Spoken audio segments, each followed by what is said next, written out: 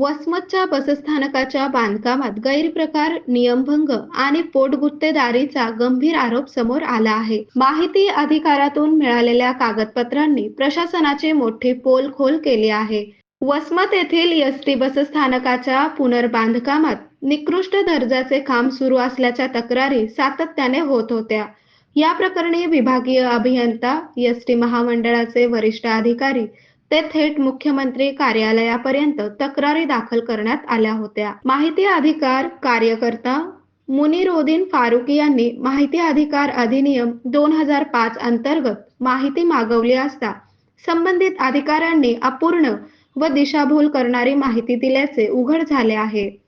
कागदपत्रांनुसार मजुरांचा विमा तसेच कामाचा आवश्यक इन्शुरन्स कराराच्या वेळी सादर करणे बंधनकारक असताना मजुरांचा विमा सादर न करता थेट काम सुरू करण्यात आले.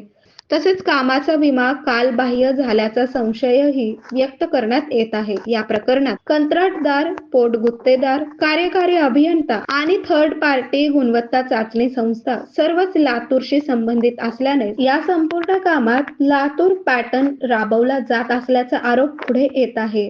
गुणवत्ता अहवाल प्रत्यक्ष तपासणीशिवाय तयार करण्यात आल्याचा गंभीर आरोपही माहिती अधिकारातून समोर आला आहे.